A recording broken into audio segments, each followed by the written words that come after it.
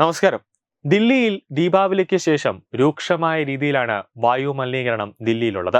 ഇതിനെതിരെ വ്യാപകമായ പ്രതിഷേധങ്ങൾ ഉൾപ്പെടെ ഉണ്ടാകാറുണ്ട്. നിലവിൽ രൂക്ഷമായ വായു മലിനീകരണത്തിനെതിരെ ഇന്ത്യ ഗേറ്റിൽ ഒരു പ്രതിഷേധം വലിയ രീതിയിൽ വിവാദത്തിന് തിരികൊളുത്തിയിരിക്കുകയാണ്. കഴിഞ്ഞ ആഴ്ച ആന്ധ്രാപ്രദേശിൽ പോലീസ് ഏറ്റുമുട്ടലിൽ കൊല്ലപ്പെട്ട മുൻനിര മാവോയിസ്റ്റ് കമാൻഡർ മാത്വി ഹിഡ്മയുടെ പോസ്റ്ററുകൾ പ്രകടനക്കാർ പ്രദർശിപ്പിച്ചതാണ് വിവാദത്തിന് കാരണമായത്. ഞായറാഴ്ച വൈകുന്നേരം നടന്ന പ്രതിഷേധത്തിൽ പ്രകടനക്കാർ ഗതാഗതം തടസ്സപ്പെടുത്താൻ ശ്രമിക്കുകയും അവരെ പിരിച്ചുവിടാൻ ശ്രമിച്ച പോലീസ് ഉദ്യോഗസ്ഥർക്ക് നേരെ പെപ്പർ സ്പ്രേ ഉപയോഗിക്കുകയും ചെയ്തതോടെ സംഘർഷാവസ്ഥ ഉടലെടുക്കുകയായിരുന്നു. ഇതേ തുടർന്ന് എഫ്ഐആർ രജിസ്റ്റർ ചെയ്യുകയും പോസ്റ്ററുകൾ എങ്ങനെ പ്രതിഷേധ സ്ഥലത്ത് എത്തി എന്നതിനെക്കുറിച്ച് വിശദമായ അന്വേഷണം ആരംഭിക്കുകയും ചെയ്തിരിക്കുകയാണ്. ഇന്ത്യ ഗേറ്റിലെ പ്രകടനവുമായും ഉദ്യോഗസ്ഥരെ ആക്രമിക്കാൻ ശ്രമിച്ചതുമായി ബന്ധപ്പെട്ട് ഇതുവരെ 15 മുതൽ 20 പേരെ ഡൽഹി പോലീസ് കസ്റ്റഡിയിലെടുത്തിട്ടുണ്ട്. അതായത് 15 മുതൽ 20 ആളുകളെയാണ് ഡൽഹി പോലീസ് ഈ പോസ്റ്ററുമായി ബന്ധപ്പെട്ട് കസ്റ്റഡിയിലെടുത്തത്.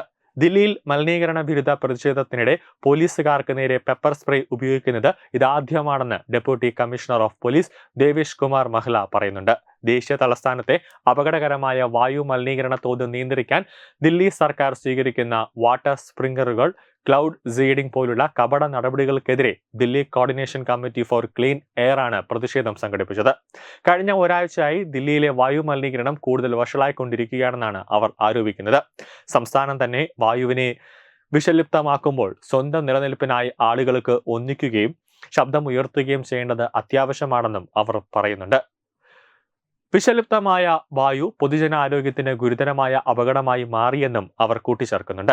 രേഖ ഗുപ്തയുടെ നേതൃത്വത്തിലുള്ള ദില്ലി സർക്കാരിന്റെ പ്രതിസന്ധി പരിഹരിക്കുന്നതിനുള്ള പരാജയം എടുത്തു കാണിച്ചുകൊണ്ട് ഖനന പദ്ധതികൾ, വന നശീകരണം, ദുർബല പ്രദേശങ്ങളിലെ ദ്രുതഗതിയിലുള്ള അടിസ്ഥാന സൗകര്യ വികസനം എന്നിവ ഉൾപ്പെടുന്ന നിലവിലെ വികസന മാതൃകയാണ് മലിനീകരണത്തിന് കാരണമാകുക എന്നും സമൂഹങ്ങളെ മാറ്റിപ്പാർപ്പിക്കുന്നുവെന്നും രാജ്യത്തുടനീളം കടുത്ത കാലാവസ്ഥാ മാറ്റങ്ങൾ വഷളാക്കുന്നുവെന്നും ഗ്രൂപ്പ് വാദിക്കുന്നുണ്ട്. പോലീസിന് നേരെ സംഘടിതമായ ഒരു ആക്രമണമാണ് ദില്ലിയിൽ നടന്നത് എന്ന കാര്യത്തിൽ യാതൊരു സംശയവുമില്ല. കാരണം പ്രതിഷേധക്കാർ പെപ്പർ സ്പ്രേ ഉപയോഗിക്കുകയും അതോടൊപ്പം തന്നെ വലിയ രീതിയിൽ പോലീസിനെ ആക്രമിക്കുകയും ഒക്കെ ചെയ്തത് അടുത്തൊരു ആക്രമണത്തിന്റെ ലക്ഷ്യമാണോ ഇതിൽ ചുവടുവെക്കുന്നത്, അല്ലെങ്കിൽ ഏതെങ്കിലും രാജ്യദ്രോഹികളുടെ ഒരു കളിയാണോ എന്നൊരു സംശയമുണ്ട്. കാരണം കൃത്യമായ ആസൂത്രണം, കൃത്യമായ പ്ലാനിങ്ങോടുകൂടിയാണ് പ്രതിഷേധക്കാർ ഇന്ത്യ ഗേറ്റിന് സമീപം ബാനറുകളുമായി എത്തിയത്.